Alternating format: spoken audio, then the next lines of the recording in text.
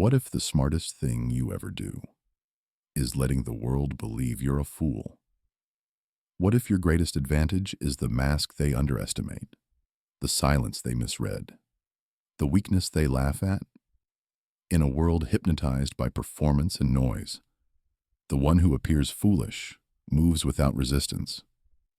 He passes through society like a shadow, unthreatening, ignored, and therefore unstoppable. Because when they think you're clueless, you become unpredictable. When they assume you're simple, you become unreadable. When they place you beneath them, you rise without anyone noticing. This is a tactic older than strategy itself, a wisdom deeper than intellect, a power concealed in deception so subtle that even the wise overlook it. Schopenhauer understood something chilling about human nature. Every man takes the limits of his own field of vision for the limits of the world. So if their vision is small, and you appear smaller, you escape their judgment completely. They cannot fear what they do not notice. They cannot attack what they do not respect. They cannot prepare for what they refuse to take seriously. To appear foolish is to move like a ghost in a world obsessed with spotlight. To be underestimated is to be unguarded, unwatched, unbound. And for a moment the world feels quiet. But what if this foolishness is not a flaw, but the beginning of a power they can never anticipate? That's where our journey begins. To understand why appearing foolish grants such power, you must first understand the world as Schopenhauer saw it. He did not view life as a grand stage for greatness. He did not see desire as noble or ambition as heroic.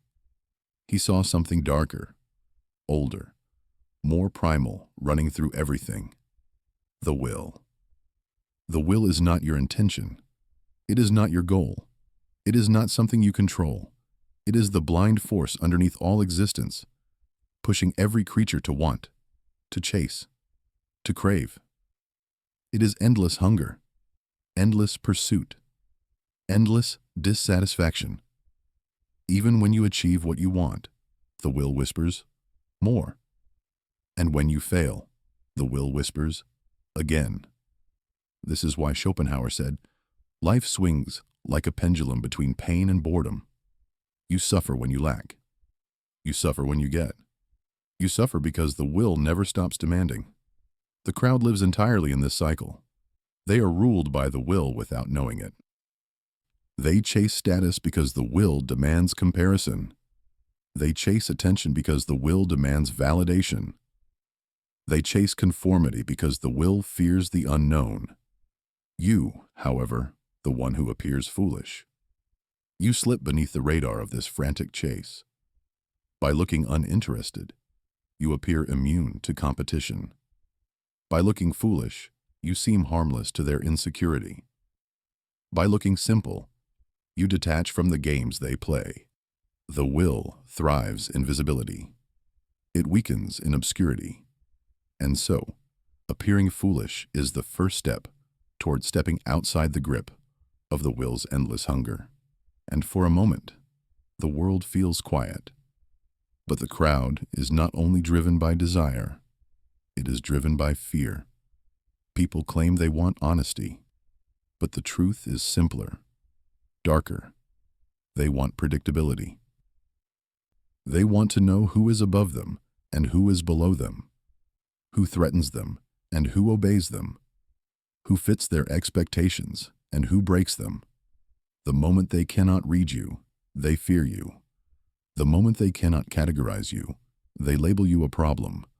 The moment they cannot predict you, they attack. So what do you do in a world like this? You mislead them, not through lies, but through silence. Not through manipulation, but through invisibility. You let them assume you're foolish because it calms their insecurity. You let them think you're slow because it keeps you out of their rivalry. You let them underestimate you because it reveals who they truly are long before they ever see you coming. Schopenhauer knew that most conflicts are born not from malice, but from misreading. People fear the unseen, the ambiguous, the mind they cannot grasp. So you hide in plain sight. You mask your awareness. You soften your intelligence. You dim your instincts. Not forever, not in defeat, but until the moment when revealing your thoughts is actually useful. Appearing foolish is less about deception and more about freedom. Freedom from their expectations, their projections, their attempts to shape you into something you are not. You are not playing the crowd. You are outgrowing it. And for a moment, the world feels quiet. But to understand the power of this strategy, you must see it in action. There is perhaps no better embodiment of this principle than a man the world once misunderstood so completely that they dismissed him as a harmless eccentric. Albert Einstein, before the fame, before the theories that shattered physics, before history carved his face into the idea of genius, Einstein was seen as foolish, a daydreamer, a socially awkward wanderer, a young man who spoke late, learned slowly, and seemed lost in his own mind. Teachers thought he lacked focus. Professors believed he lacked discipline. Even friends laughed at his odd habits, the mismatched clothing, the wild hair, the absent-minded walk through crowded streets. He looked less like a threat and more like a confused poet adrift in his imagination. But this was his advantage. While others dismissed him, Einstein observed them with a clarity they never saw coming. He noticed what they didn't question. He questioned what they didn't notice. He thought in silence while they performed intelligence loudly. His invisibility protected him. His eccentricity hid him. His foolishness freed him. The academic elite underestimated him and therefore ignored him, leaving him time, space, and solitude to dismantle the very foundations of their field. Einstein did not outtalk the crowd. He outthought it. In the shadows, unwatched, unpressured, unrestricted. He proved a Schopenhauerian truth. When they assume you are foolish, they reveal their limits, not yours. Later, when his theories reshaped our understanding of reality, the same people who mocked him rewrote their laughter as admiration. But the truth is sharper, quieter, more aligned with your path. Einstein outsmarted the crowd by letting the crowd believe he wasn't worth worrying about. And for a moment, the world feels quiet. But in your world, the example is not Einstein. It's you. Modern life is built on performance. Status updates disguised as authenticity. Opinions disguised as insight. Noise disguised as intelligence. Everyone is trying to look smart. Everyone is trying to appear enlightened. Everyone is trying to showcase their depth. But depth doesn't need display. Wisdom doesn't need applause. Intelligence doesn't need validation. The moment you stop performing, the crowd assumes you lack value. If you don't show your success, they assume you have none. If you don't argue loudly, they assume you cannot think. If you don't chase attention, they assume you're behind. So appearing foolish becomes effortless. You simply refuse to play the game. In a world where everyone is screaming, "Look at me," you whisper nothing. In a world where everyone competes for the spotlight, you sit in the shadows. In a world where identity is a performance, you remain unperformed. And deep inside, you notice a shift. The less you show, the more you see. The less you speak, the more you understand. The less they respect you, the more freely you move. You become a paradox in their eyes. the quiet one they never expected, yet somehow the one who surpasses them. But the only reason you surpass them is because you stopped running their race. The foolish one isn't foolish at all. He simply refuses the illusion. And for a moment, the world feels quiet. But appearing foolish has a cost and a reward. Awareness is heavy, heavier than intelligence, heavier than loneliness, heavier than truth. Because once you begin appearing foolish on purpose, you face a new danger, the internal struggle. The will inside you still wants recognition. It still wants to be admired, respected, seen. When you deliberately look foolish, you deny the will its favorite drug, validation. And that hurts. You feel misunderstood. You feel underestimated. You feel invisible. But invisibility is the price of power. Misunderstanding is the cost of clarity. Underestimation is the doorway to freedom. You start to see the world not as a battlefield of intellect, but as a stage of illusions. A place where people don't think, they react. Where people don't observe, they perform. Where people don't understand you, they project themselves onto you. And the more you withdraw, the louder the world seems to become. Yet in the middle of this darkness, a realization slowly forms. You don't need to be seen to be powerful. You don't need to be understood to be wise. You don't need to be admired to win. Your strength grows in silence. Your clarity grows in solitude. Your strategy grows in shadows. And for a moment, the world feels quiet. But now the question is, what happens when the weight of truth becomes too heavy to ignore?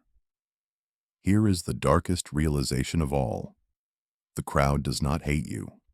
The crowd does not envy you. The crowd does not even notice you. The crowd is too busy fighting itself. Every person you meet is trapped inside the will, desiring, fearing, comparing, pretending. They do not see you as you are. They see only the reflection of their own insecurities. So the moment you appear foolish, they relax. They feel safe. They project their superiority onto you. Not because you deserve it, but because their ego craves it. But their underestimation grants you what they never possess: freedom of movement, clarity of vision, neutrality of mind. They are blinded by the will. You watch the will devour them. They chase illusions. You see through illusions. They believe the performance. You recognize the puppeteer.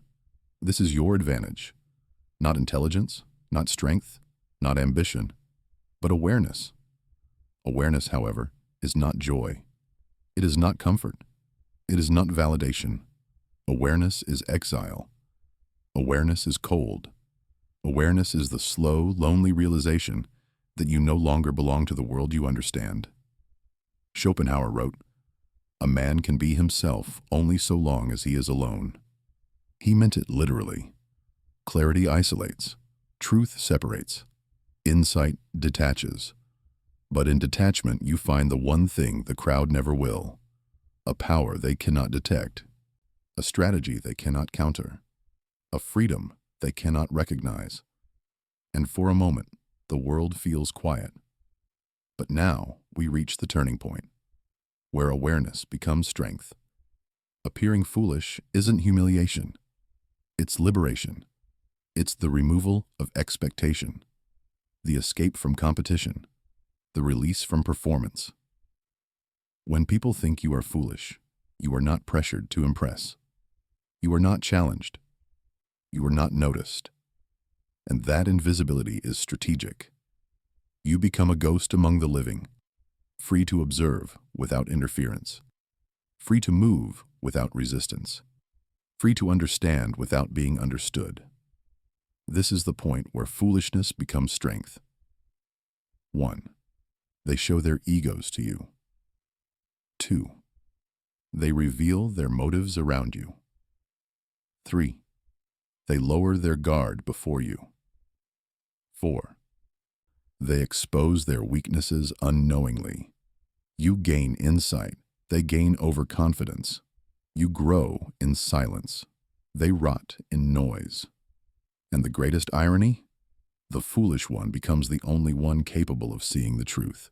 This is the reversal Schopenhauer hinted at. The wise hide their wisdom, because revealing it only invites suffering. You do not appear foolish because you lack intelligence. You appear foolish because intelligence used wisely is invisible. And for a moment, the world feels quiet.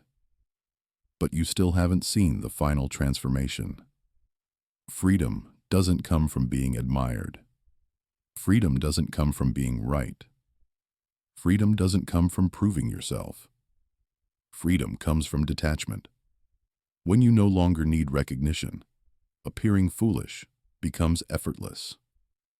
When you no longer chase validation, being underestimated becomes liberating.